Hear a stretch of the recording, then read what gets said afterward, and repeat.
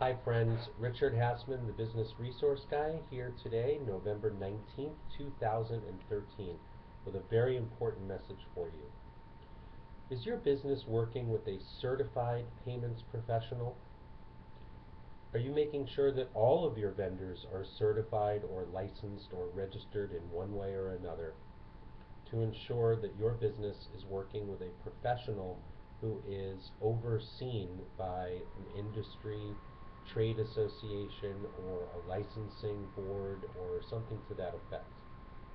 The reason I bring this up is the biggest issue that I encounter as a merchant services professional is when I meet with businesses, I typically find that I have to overcome the stench of bad reps who came before me.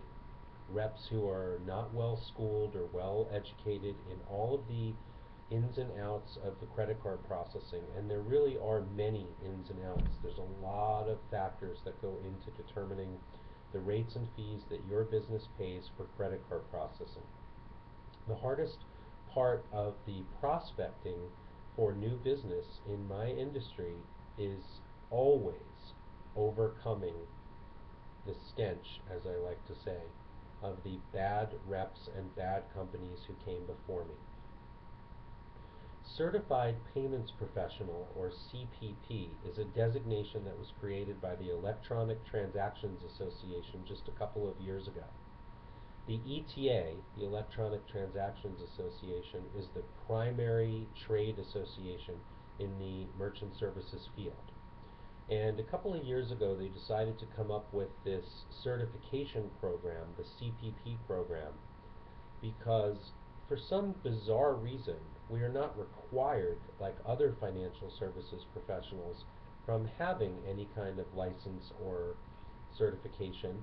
And to combat that and to combat the bad image that the merchant services representatives out in the field have, they created this designation. It's not easy to get. You have to be working in the industry for at least 12 months. You have to be recommended to sit for the exam by a manager of a merchant services processor that you work with. And I'll tell you, the exam itself is not particularly easy.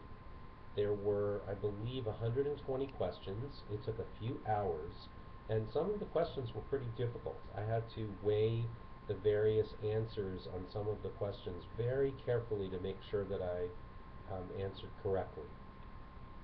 This kind of knowledge is not gotten easily.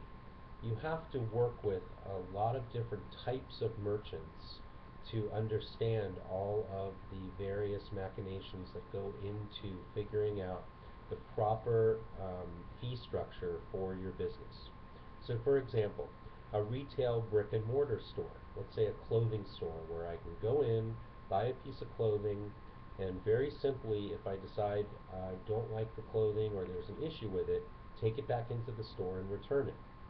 For the underwriting and risk department of a credit card processor, a business like that is a no-brainer. But what about a business that has a website and takes all of their transactions on the internet? Or what about a business that allows you to call them up and place an order over the phone?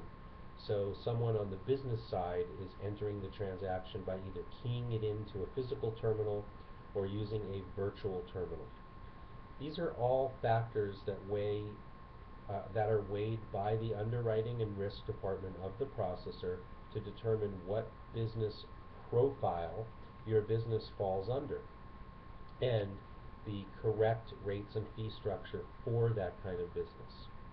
Now, who would know all of these various ins and outs except for someone who's worked in the industry for a while and took the time to become officially certified by the primary trade association in the industry? That would be someone like myself. I earned the Certified Payments Professional designation as one of the first 100 people in the country to sit for the exam and to pass the exam. And I'm very proud to be able to put the letters CPP after my name. So, my point, don't just hand off your social security number, your tax ID number, a voided check, and your home address. to somebody that you have no idea what level of experience they have in the industry, or if they even bothered to get registered and certified by the primary trade association in that industry. This is Richard Hassman, the Business Resource Guy, imploring you to make sure that all your vendors are in one way or another certified, licensed, or registered by their industry and recognized as a true professional. Thanks a lot, and have an awesome day.